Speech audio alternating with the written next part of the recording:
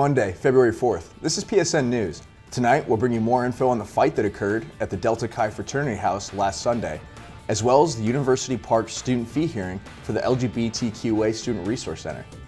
We also have more on the settlement between Timothy Piazza's parents and the university, as well as details on Governor Ralph Northam's decision to not step down from office following the resurgence of racist photos. Stay tuned.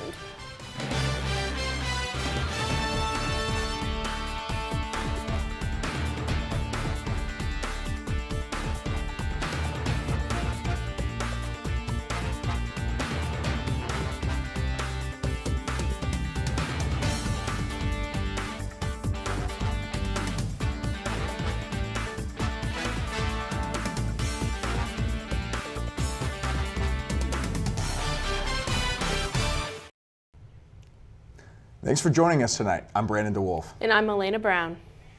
State College Police released an update about a fight that occurred at the Delta Chi Fraternity House on January 27th.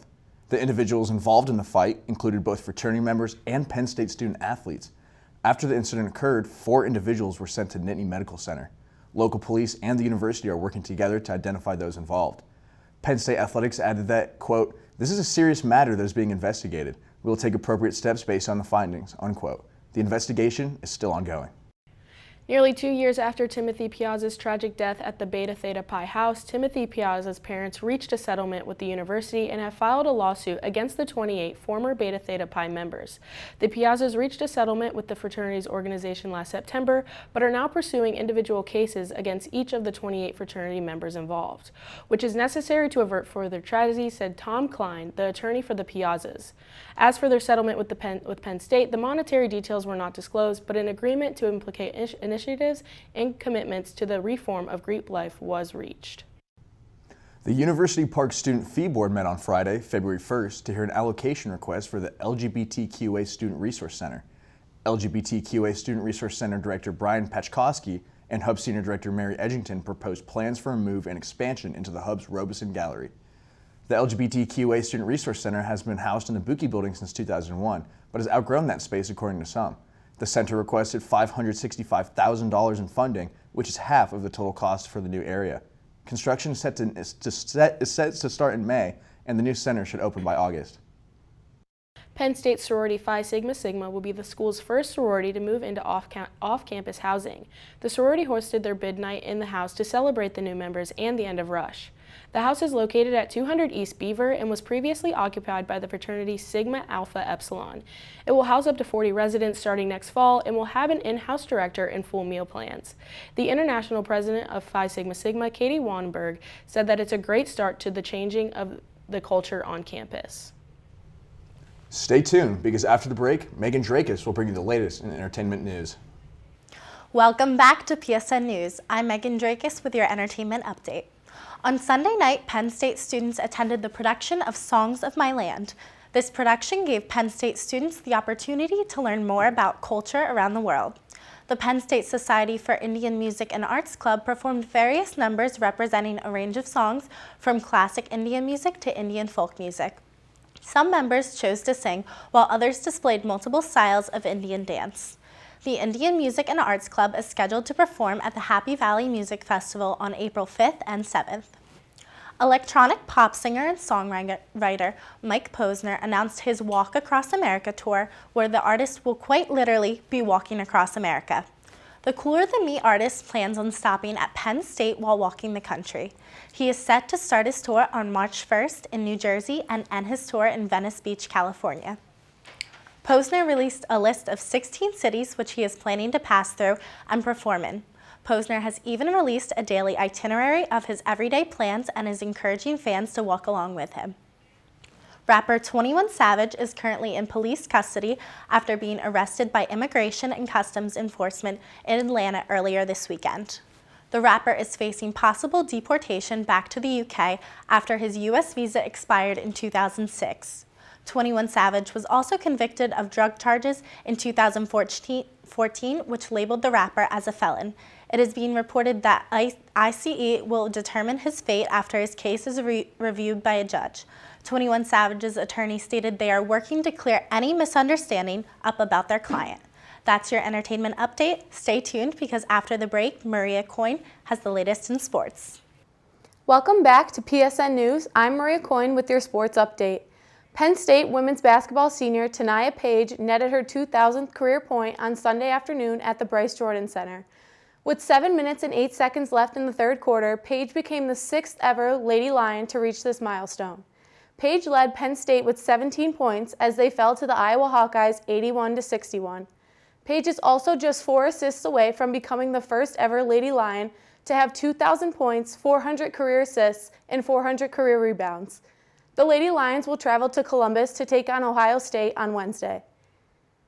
Penn State men's basketball will travel to Northwestern tonight to open up the second half of its Big Ten conference schedule. The matchup against the Wildcats will begin at 8 p.m. Eastern as the Nittany Lions seek its first Big Ten victory of the season. In the last 10 meetings between Penn State and Northwestern, each team has totaled 5 wins. In Penn State's loss to Purdue on Thursday, redshirt junior Mike Watkins moved from number 3 on the list of Penn State's career double-doubles. Tonight's game against Northwestern will be aired on FS1. The New England Patriots claimed their 6th Super Bowl title in 18 seasons on Sunday night. Last night's win over the Los Angeles Rams was the lowest scoring Super Bowl to date, with the score of 13-3. Patriots quarterback Tom Brady became the first ever player in the NFL to win 6 Super Bowl rings. Wide receiver Julian Edelman had 10 catches for 141 yards and was named the Super Bowl 2019 MVP. After the big win, Tom Brady was quoted saying, "It was an unbelievable year. We fought through it more than anything." That was your sports update. Stay tuned because after the break, we'll bring you an exclusive interview with the president of the Black Student Union, Elliot Bruce. Hi, I'm Erin Allison Droney, and welcome back to PSN News. Tonight we have Elliot Bruce, the president of the Black Student Union, with us to talk more about the club and the importance of Black History Month. Thank you so much for joining us tonight. Thank you for having me. I really appreciate it. Thanks. So if you'd like, please tell the audience a little bit about your background, where you're from, and your involvement on campus. So just a little bit about myself. Pretty much my entire life, I spent most of my life in Philly. I graduated right outside of West Philadelphia in Upper Darby High School. I spent my first 2 years at the Harrisburg campus of Penn State. Wasn't too involved. Went my next 2 years, got involved a little bit. And ever since it's been history, I ended up luckily being selected for the homecoming student court. That was a great experience. I was also selected to be a Ronald E. McNair Scholar. And on top of that, I was elected to be president of the Black Student Union. So it's been a wild ride, but it's been a lot of fun. Yes, very busy. Well, could you tell us a little more about your involvement in the Black Student Union and how you ended up being the president of such a club? So I actually ended up joining the Black Student Union just a little bit late. I kind of came to campus. I didn't really have much of a way. And I ended up coming across a meeting. I went to a meeting and I kind of fell in love with the organization. It kind of felt like home to me. And as I went on longer and longer throughout, being a part of it, I ended up getting really intertwined and really close with the people who, were the executive board positions. Long story short, I ended up being involved. I ended up being president in May of 2018. And ever since, it's been a very enriching experience, but it's been great, for me to get involved. And at this point, I try to take my leadership position and try to, do my best to give other people some leadership skills as well. Fantastic. And what are some past activities or events that you guys have held that students would like to hear about in the audience? So we actually had a really great event last semester called Black Women Rock. Essentially, Black Men on the Rise. And Black Men on the Rise is pretty much an event that we use to show the Black men on campus who are exemplifying what it is to be Black excellence, people who are going above and beyond. And we had a really good show last semester. We had a lot of people come through. It was a lot of talent that came through and showed us what it means to be Black. Not just to come through and have not just to come through and have just a normal experience. It was a celebration of Black culture, a celebration of the Black men on campus. And then this semester we have a few events coming up. Most notably, we have Pizza with the President, in which we sit down with the president of the school, Dr. Eric Barron, and we kind of talk about issues on campus. And we also have Black Women Rock, which is coming up this semester, which is it's very similar to Black Men on the Rise, but it's, very more focused towards the black women on campus. And on top of that, we have a lot of other events, sprinkled throughout. We meet every other Tuesday, and we just have a lot of events in which people can come out, have a good time, but at the same time learn what it is to be a leader on campus. Fantastic. And with it being Black History Month this month, is there any special events that are going on right now, or how are you living out the month in your own club? So for the organization, we are actually in a bit of planning right now for an event. We're not dropping the event just yet, but we're having some talks with some other organizations, and we want to put together something very big for the community. We're not speaking on it just yet, but we have a very big event coming up in which if anybody wants to get involved, we are telling them, we're encouraging them to come to us, and speak up on it. We want as many people to come out as possible. Black How History would people Month. go about getting involved in your organization? So Black History Month, in terms of joining the organization, it's very important to try to come out to meetings. We also have tabling, so we have tabling in the hub from time to time. And we also have a lot of involvement in the PRCC. So the Paul Robeson Cultural Center, we have an office there. We tell people to come out and just come to the office. If you're curious about the Black Student Union, we're here all the time to talk about it. There's plenty of ways to get involved, whether it's the Black Women Rock Committee. We try to get as many people as possible. There's many ways to get involved. We just want everybody on campus to be as best a leader as they can be. Great, I really appreciate that. Thank you so much for coming out and telling the audience about your club. Thank you so much. That's all for the time now. Thanks so much for joining us. We'll be having this week's weather report after the break. Stay tuned.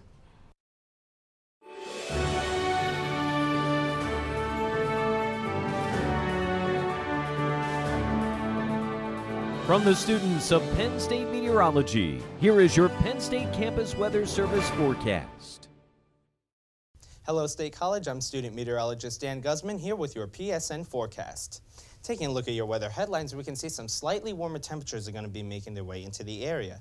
These temperatures are most likely going to lead to some midweek rain showers. However, unfortunately, temperatures will be dropping back down to near freezing how they've been for the past couple of weeks, and some rain and snow showers are possible for early next week. For tonight, you can expect a low of about 40 degrees with some mostly cloudy skies and some light winds. And for your Tuesday, you can expect some early AM showers making their way through the area between 1 and 3 a.m. possibly. But those storms will be making their way out of the area by Tuesday morning, leaving behind some partly cloudy skies and a high of 47 degrees. And now taking a look at the future weather, at Monday at 6 p.m., we can see some heavy bands of rain make their way through the area Tuesday at around 2 a.m. And continuing into Tuesday morning, some more spotty showers make their way through the area. However, that clearing that I was talking about takes place, and after that, there's just a small area of clouds that will make their way over, and that will be it for your Tuesday. And now taking a look at your 7-day forecast, we can see most of the entire week is going to be cloudy and wet. Temperatures in the upper 40s and upper 30s, lows in the mid to upper 30s.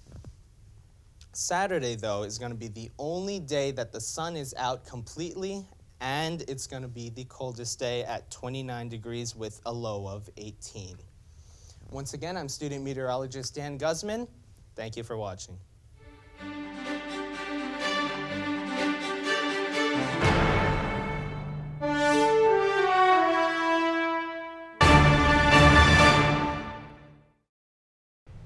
Inclement weather has forced thousands around the Midwest and Northeast to stay inside this past week as temperatures dropped to extremely dangerous levels. A polar vortex came in full force with record-breaking temperatures, wind chills, and precipitation across state lines. There have been at least 21 deaths associated with the brutal temperatures, including University of Iowa student Gerald Bells. The dangerous conditions impacted travel by canceling over 2,700 flights and leaving hundreds of people stuck in their cars. Most schools and businesses across the Northeast and Midwest were shut down due to the frigid temperatures. Most reopened on Friday. Luckily, the polar vortex seems to be on its way out, with temperatures rising back across the region this week. This past Saturday, a TSA agent in Orlando, Florida jumped and fell to his death from a hotel room located inside the airport. Many travelers saw and heard the incident occur, leading to confusion that the impact was a gunshot, causing panic and delays. During the confusion, TSA allowed travelers to pass through security without the proper measures. The travelers who were not properly checked were escorted out and had to go through security again. Multiple flights were canceled and delayed, and many were stuck on the planes that had already landed. Virginia Governor Ralph Northam met with top administration officials this morning following a newly surfaced picture from his medical school yearbook. The picture shows two people in racially offensive attire, one in blackface makeup and the other in a KKK mask and robe. Governor Northam's name is labeled underneath the picture. Northam is denying the allegations despite giving an apology at first. Northam, who is a member of the Democratic Party, is facing calls to resign as governor from both parties. Virginia's Legislative Black Caucus stated that, quote, "The damage that has been done by these revelations is irreparable," unquote. Northam is continuing to deny his involvement and has no plans to resign. Last Thursday, President Trump met with New York Times publisher A.G. Sulzberger for an exclusive interview in the Oval Office. The interview consisted of the president taking credit for the popular term fake news and claiming that the news media portrays him in a negative light. President Trump stated that he was a victim of unfair coverage but is not to blame for the increasing threats towards journalists. The interview was 85 minutes long and also covered topics about President Trump's border wall, the 2020 campaign, foreign policy, and the Mueller investigation. And that's all for tonight on PSN News. Be sure to check us out on Twitter at PSN News. Thank you for joining us.